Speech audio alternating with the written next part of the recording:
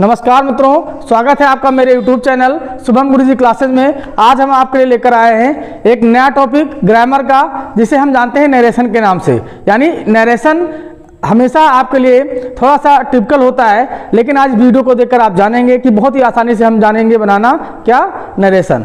आइए मित्रों, सबसे पहले कुछ नियम मैंने यहाँ पर लिखे हुए हैं, उनको देखेंगे। उसके बाद जो भी इसके बचे हुए रूल्स हैं, आज मैं इस वीडियो में आपको रूल्स बताऊंगा। नेक्स्ट जो पार्ट होंगे हमारे हार्ड टेंस के, वो अलग के वीडियो में प्रोवाइड करूंगा मैं आपके लिए। और मैं सबसे पहले निवेदन करना चाहूँगा कि अगर आप मेरे चैनल पर नए हैं तो वीडियो जो चैनल को तुरंत आप सब्सक्राइब कर लीजिए, बेल आइकन को दबा दीजिए ताकि मेरा वीडियो सबसे पहले आपको प्राप्त हो सके। मित्रों देखते हैं, सबसे पहले हम क्या देखेंगे, जो हमारे रूल्स हैं, रूल्स के अकॉर्डिंग देखेंगे नरेशन। नरेशन को हिंदी में मित्रों क्या कहते हैं? कथन कहते हैं। कथन यानी कि नरेशन कितने प्रकार के होते हैं? कथन का मतलब होता है कहना। जो भी बात हम करते हैं आपस में उसे क्या कहते हैं? हम कथन कहते हैं। नरेशन दो प्रकार के होते हैं, पहला होता है डायरेक्ट और दूसरा होता है इनडायरेक्ट। डायरेक्ट को कहते हैं प्रत्यक्ष कथन और इनडायरेक्ट को क्या कहते हैं? अप्रत्यक्ष कथन। यानी कोई बात अगर हम सीधे सीधे आपसे कहते हैं कि मुझे एक गिलास पानी दे दीजिए, तो फिर मैंने आपसे प्रत्यक्ष मांग लिया कि ठीक है, डायरेक्टली मैंने कह दिया आपसे। अगर कोई तीसरा व्यक्ति आके कहता है कि वो सर उनसे कह रहे थे कि उन्हें एक गिलास पानी दे दीजिए, तो ये क्या हो जाता है? उसका इनडायरेक्ट कथन हो जाता है। इसी को हम चेंज करते हैं। तो सबसे पहले जो नियम होता है हमारा नरेशन का, वो होता है चेंज ऑफ टेंस का। क्या होता है मित्रों? चेंज ऑफ टेंस का होता है, यानी कि काल में परिवर्तन, जो समय होगा उसमें परिवर्तन होता है इसमें। तो सबसे पहले मैं बेसिक ही बता दे रहा हूं आपको, जो जितने भी टेंस इनडायरेक्ट में बनेंगे वो सब किस टेंस में बनेंगे? पास्ट टेंस में बनेंगे। यानी जो भी हमारे टेंस डायरेक्ट से इनडायरेक्ट में परिवर्तित होने हैं, किस में बदलेंगे? वे पास्ट टेंस में बदलेंगे। तो आइए देखते हैं मित्रों। सबसे पहले देखेंगे आप प्रेजेंट इंडेफिनिट टेंस, और प्रेजेंट में ही सिंपल प्रेजेंट भी होता है। तो इसके लिए बड़े सरल करने के लिए मैंने क्या किया, इसमें इनके हेल्पिंग वर्ब दे दिए हैं। ठीक है, देखते हैं पास्ट इंडेफिनिट टेंस जो हमारा होता है। आप देखो, प्रेजेंट इंडेफिनिट टेंस को कहाँ बदलते हैं? पास्ट टेंस में बदलते हैं। सिंपल प्रेजेंट को कहाँ बदलते हैं? सिंपल पास्ट में बदलते हैं। यानी जो जिस टेंस में उसमें परिवर्तन उसका हो जाएगा। अब प्रेजेंट इंडेफिनिट का जो हेल्पिंग वर्ब होता है वो क्या होता है मित्रों? डू डज होता है। वर्ब की फर्स्ट फॉर्म लगती है। याद रखिएगा, अगर प्रेजेंट इंडेफिनिट अफर्मेटिव होता है तो अफर्मेटिव में कोई हेल्पिंग वर्ब नहीं लगती है, वर्ब की फर्स्ट फॉर्म में अथवा यस लगता है मित्रों। इसी प्रकार से जब हम प्रेजेंट के अफर्मेटिव को चेंज करेंगे किसमें? पास्ट इंडेफिनिट के अफर्मेटिव में, तो हम क्या करेंगे? कोई भी हेल्पिंग वर्ब नहीं लगाएंगे। क्या लगाएंगे? वर्ब की सेकंड फॉर्म। जैसे कि मैंने आपको पैसिव वॉइस में भी बताया था कि जो वर्ब की सेकंड फॉर्म होती है वो केवल पास्ट इंडेफिनिट के अफर्मेटिव के लिए ही बनी होती है। तो मित्रों देखेंगे, उसके बाद सिंपल प्रेजेंट की बात की जाएगा। तो सिंपल प्रेजेंट की हेल्पिंग वर्ब होती है इज एम आर, जिसको कहाँ चेंज करेंगे हम? वाज वर्ब में। सिंपल इसीलिए कहे जाते हैं क्योंकि उनमें वर्ब नहीं होती है, ये एडजेक्टिव से खत्म होते हैं, यानी कि विशेषण से खत्म होते हैं। ठीक है, उसके बाद देखेंगे प्रेजेंट कंटिन्यूअस टेंस, जो किसमें बदला जाता है? पास्ट कंटिन्यूअस में। इनकी हेल्पिंग वर्ब दिखाई दे रही होगी वैसे आपको। ठीक है, इज एम आर होती है, वर्ब की आईएनजी फॉर्म होती है। पास्ट कंटिन्यूअस की हेल्पिंग वर्ब वाज वर्ब। वही हुआ, इज एम आर को हमने वाज वर्ब में चेंज किया था, तो यहाँ भी वही कर रहे हैं और वर्ब सेम रहने वाली। इसका मतलब केवल हेल्पिंग वर्ब का चेंज होना है। उसके बाद देखेंगे प्रेजेंट परफेक्ट टेंस, जो किसमें बदला जाता है? पास्ट परफेक्ट में। अब प्रेजेंट परफेक्ट की हेल्पिंग वर्ब क्या होती है मित्रों? हैज हैव होती है। वर्ब की कौन सी फॉर्म लगती है? थर्ड फॉर्म लगती है। ऐसे ही पास्ट इंडेफिनिट में इसको बदलेंगे तो इसकी हेल्पिंग वर्ब कौन सी लगाएंगे? हैड लगाएंगे। वर्ब की थर्ड फॉर्म रहेगी। यहाँ भी केवल हेल्पिंग वर्ब का परिवर्तन हुआ।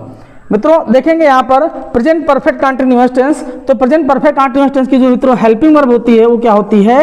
हैज और हैव प्लस क्या होता है? बीन होता है। यानी कि इन दोनों में क्या लगा होता है? बीन। हैज बीन होता है और हैव बीन होता है। वर्ब की क्या होती है? आईएनजी फॉर्म लगी होती है। तो पास्ट, इसको जब चेंज करेंगे पास्ट परफेक्ट कंटिन्यूअस में, तो इसकी भी हेल्पिंग वर्ब क्या हो जाएगी? हैड बीन हो जाएगी। और वर्ब की कौन सी फॉर्म लग जाएगी? ING form. यानी कि ये सेम चेंज होता है। हैज हैव यहाँ था तो हैड यहाँ था, यहाँ बीन बढ़ा है तो यहाँ भी बीन बढ़ गया है, बाकी वर्ब हमारे सेम है। तो यहाँ पर इतना देखा आपने कि जो प्रेजेंट टेंस थे वो पास्ट में कैसे बदले गए। आगे के वीडियो में देखेंगे मित्रों कि जो पास्ट टेंस के हमारे भाग हैं वो किस टेंस में चेंज किए जाएंगे, मैं बताता हूँ आपको आगे के वीडियो में। वीडियो का पसंद आ रहा हो तो मित्रों लाइक जरूर कर दीजिए। आगे की वीडियो की अगर बात की जाए तो अगला जो टेंस हमारा होगा वो क्या होगा? Past indefinite. कौन सा होगा? प्रेजेंट इंडेफिनिट को हमने पास्ट में चेंज किया था पास्ट इंडेफिनिट में, तो लेकिन अब पास्ट इंडेफिनिट को और पास्ट सिंपल को, यानी सिंपल पास्ट जो वाज वर्ब लग रहा था उसको क्या हम चेंज करेंगे? उसको चेंज करेंगे मित्रों पास्ट परफेक्ट में। मैंने इनकी हेल्पिंग वर्ब पहले बता दिया है आपको, दोबारा से वीडियो रिवर्स करके देख लीजिएगा एक बार, ठीक है। पास्ट परफेक्ट में चेंज करेंगे और फिर क्या करेंगे, पास्ट कॉन्टिन्यूअस, पास्ट कॉन्टिन्यूअस को हम चेंज करते हैं मित्रों पास्ट परफेक्ट कॉन्टिन्यूअस में। पास्ट कॉन्टिन्यूअस को चेंज करते हैं मित्रों पास्ट परफेक्ट कॉन्टिन्यूअस में चेंज करते हैं। और अगर बात की जाए दो और टेंस बचते हैं इसके, क्या बचते हैं, पास्ट परफेक्ट बचते हैं, पास्ट परफेक्ट बचता है और पास्ट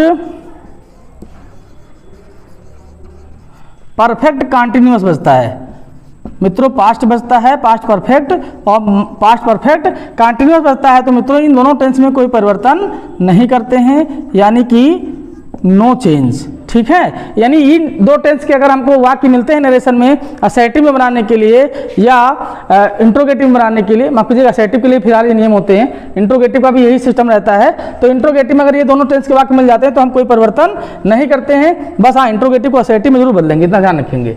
आगे कितने में बताएंगे कैसे बनाएंगे। उसके बाद अगर देखेंगे हम फ्यूचर टेंस की बात की जाए इसी में, तो फ्यूचर टेंस में क्या होता है, उनको भी पास्ट टेंस में ही लेकर आना, तो इनका केवल हेल्पिंग वर्ब चेंज होगा। जैसे कि फ्यूचर टेंस की हेल्पिंग वर्ब क्या होती है, विल होती है, जिसको क्या करेंगे हम वुड में चेंज कर देंगे। जैसे इसी में सैल हो गया इनकी हेल्पिंग वर्ब, तो सैल को क्या हम चेंज करते हैं मित्रों, शुड में चेंज कर देते हैं।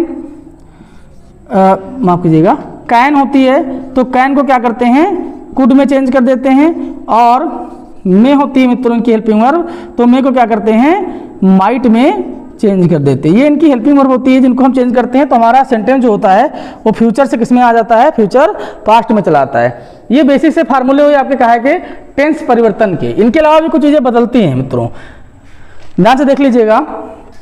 उसके बाद अब ये टेंस आपका हो गया जो बदल गया, उसके बाद जो सबसे महत्वपूर्ण चीज़ होती है इसकी किसकी नरेशन की, वो क्या होती है, इनके पर्सन्स होती हैं। तो यहाँ पर्सन जो है आपके मैं बता दे रहा हूँ, पर्सन जो बदलने का रूल होता है वो क्या होता है, यस ओ एन का 1 2 3, यानी कि ये जो 1 2 3 लिखा है गिनती नहीं है मित्रों, ये केवल सूचक है, कहा है का पर्सन का।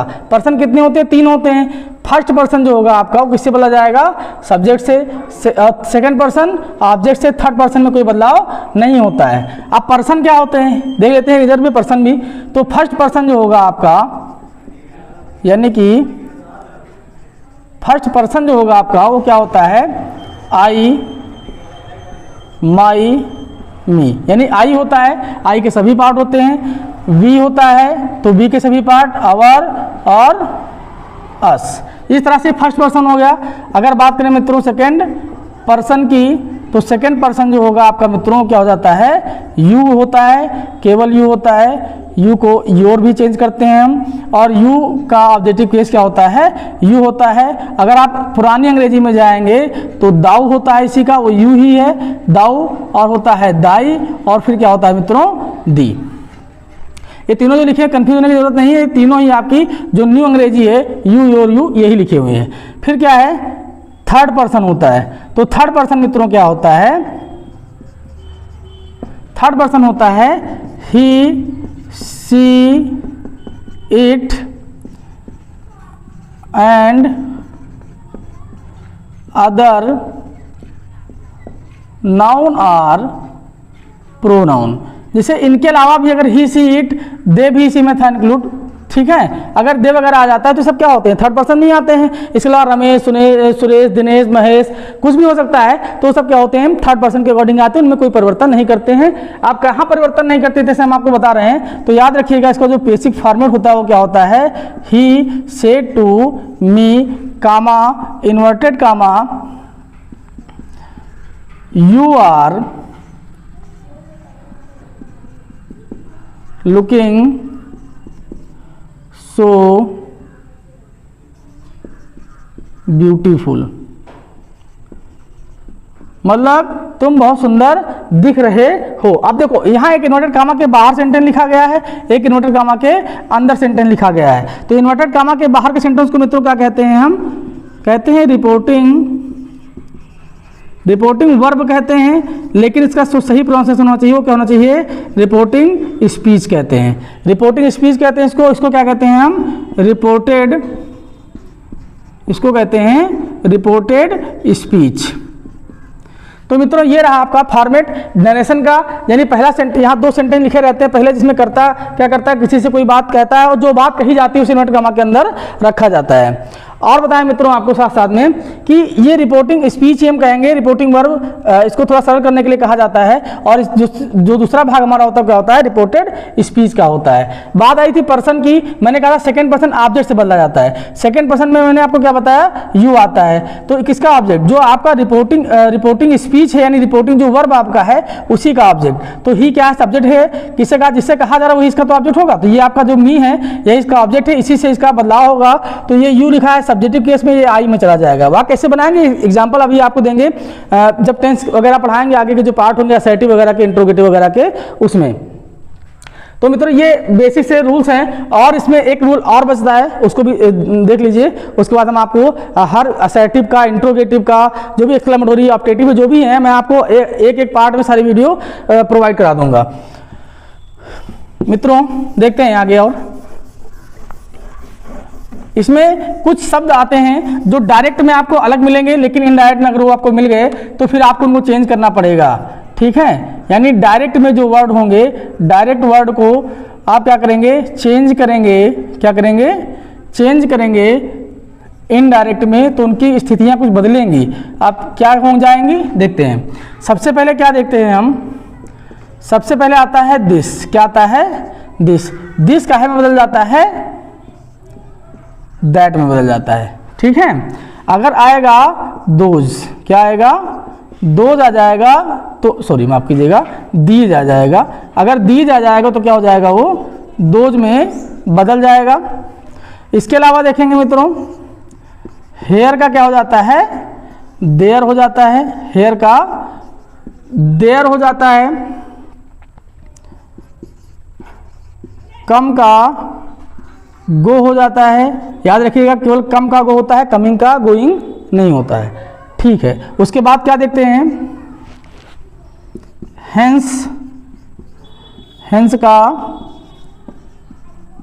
देंस हो जाता है।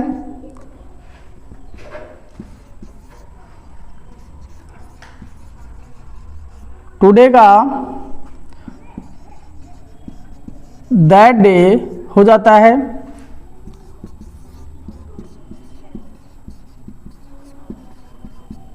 टुनाइट का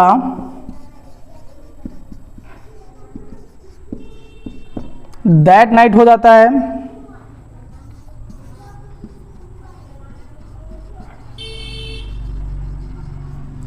यस्टरडे का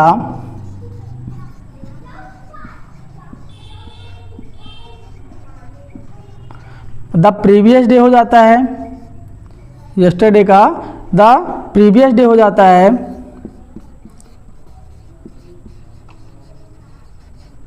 टुमारो का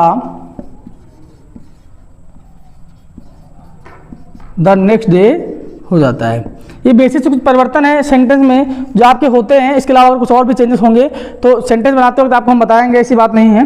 तो फिलहाल इसका स्क्रीनशॉट भी ले सकते हैं आप। और ये बेसिक से रूल्स थे आपके कुछ जो आपने पढ़े आज की वीडियो में। मित्रों साथ में बने रहिएगा। नरेशन को बहुत ही आसानी से समझने के लिए नेक्स्ट के पार्ट में हर टेंस वाइज मैं आपको अगले वीडियो में मिलूंगा। अगर आपको वीडियो अच्छा लग रहा हो मित्रों तो अधिक से अधिक सब्सक्राइब करिए। आज की वीडियो में बस इतना ही, मिलते हैं नरेशन के अगले पार्ट में। जय हिंद, जय भारत।